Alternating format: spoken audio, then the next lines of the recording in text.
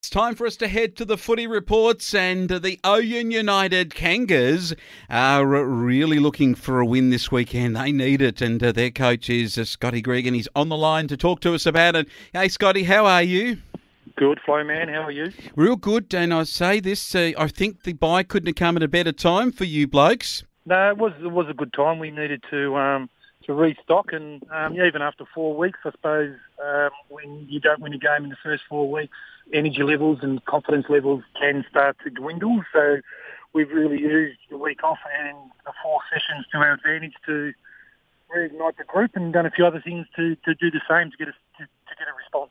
Good stuff. Well, I can say this, that having a bye took you from the bottom of the table to second to bottom, because your percentage went above the Imperials, who are now on the bottom. So it was probably worthwhile.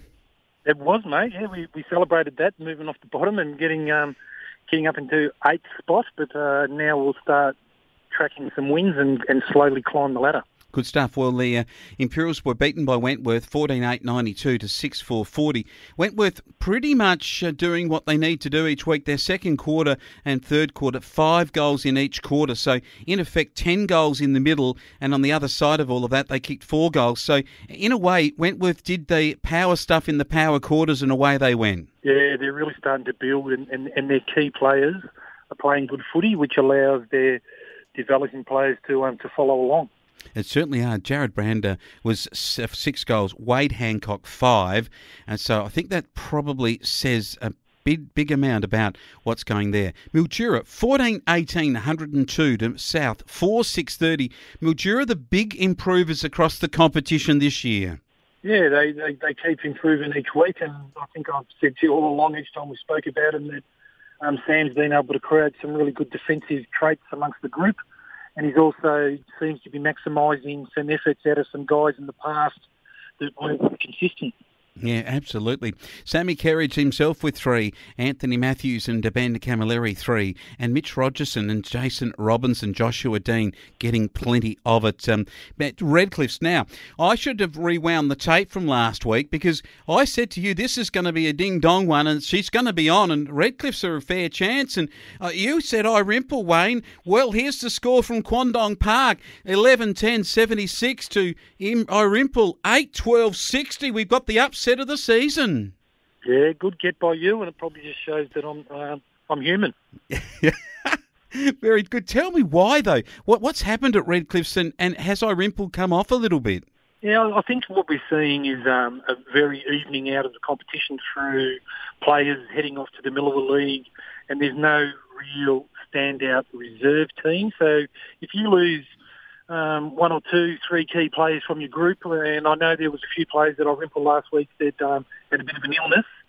So I just think these teams are really going to have a dip, as we have. You know, at the moment we've got 8 players not playing in our senior team that would be in our 22, and the depth, or you're never going to replace key players, but just the ability to replace like for like isn't going to be there, especially for our Irimple, as it has been in past years. Yeah, it's an interesting comment you make. Zach Wandon and Daniel Coughlin are very good players for them, but Wandon's couple, 2 each to Lee, Old and Thornton for the winning Redcliffe's, who the Tigers were singing the song, and Robinvale have sung their song all season, 13-9-87 to Merbeen, 9-5-59. It was a workmanlike performance over at Robinvale. They got the job done.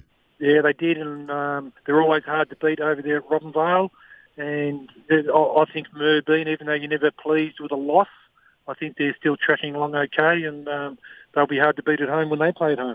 I reckon so. It was even at half-time, 6-4 to 5-1. So it was the third quarter from Robinvale, which is the premiership quarters. We all talk about it. They went away with the game and put a distance that could not be gathered by the Merbeen Magpies after that.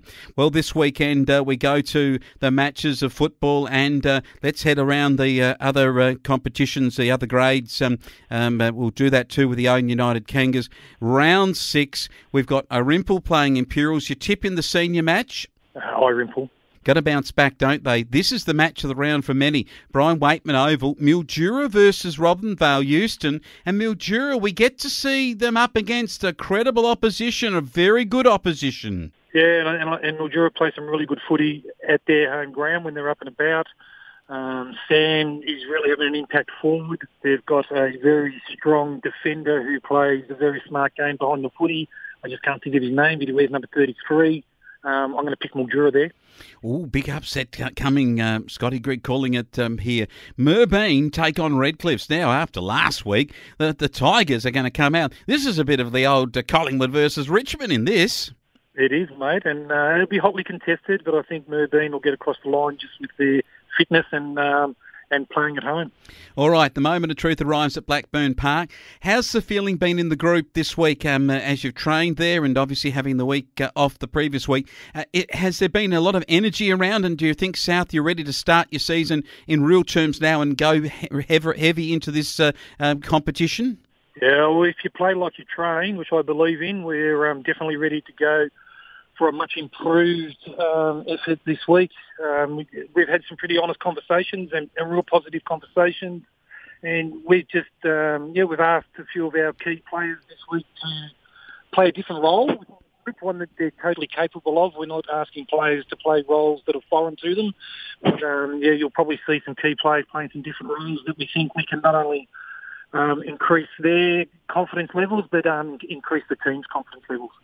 Interesting too to see how your forward setup goes. I see Kane Stevens has been named in the forward line. You're going to be looking for Meady to kick some goals, Jacob Grigg to get involved there too, Trav Parsons, and then maybe some goals out of the midfield too. So, and some bench strength you've got there in Cale Baker, Dean Jardine, Aidan Pengelly and Joel Monaghan. So I'm looking forward to it. I think you've got a very big chance, and I'm tipping you to bounce back with a big win here at home. What about the reserves? Is there enough depth this week? You've got those under-18 boys that have been playing. Are they going to be getting a look in this week? Yeah, they definitely will be. We've got a full list there tomorrow to play, but again, reserve football, the names, the magnets have changed significantly. So Todd will continue to do what he's been doing and trying to create the required effort and attitude to win another game, as they've won their last two. Good stuff. Okay, you've got these overage boys in the under-14s, which means that you haven't been getting the points, but you are at the bottom because of that. But you have been scoring goals. But this week you get the powerful unit from South Mildura, who are top of the table at the moment. And if I just said this to you, I don't think I've seen this before. Their percentage is 1,500%. Have you seen that before, Scotty? I haven't, and that is high. Yeah, I know down there at South Mildura there's a good junior program in there, and Ryan Tierney coaches under-14s there at South Mildura and puts a lot of time and effort into them, and it sounds like they're reaping the rewards, but we continue to provide an opportunity for as many boys and girls, because we've got some girls playing the under-14 team, to continue to play football in Ouyen, because they're the future of our juniors, they're our future under-16s and 18s and senior players. Good stuff. I'm looking forward to seeing the results coming through. The kids having a good run around on the Blackburn Park. The under-12s and the under-10s will be also playing, and that's great to see too that you've got some kids that'll be able to play. 9:15, I think it is, for the under-10s. I think I'm right there. And then you've got the under-12s. I think that they come on after that. Yeah, that's right, mate. And then the under-14s play on the main oval at 10:45.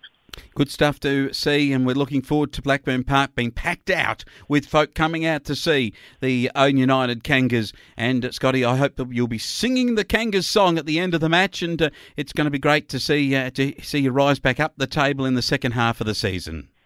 I hope we're singing the song too, Flowman, and we've got the rotating dinner afterwards, and there's already over 90 people that have registered to attend, so got a really strong social function happening afterwards.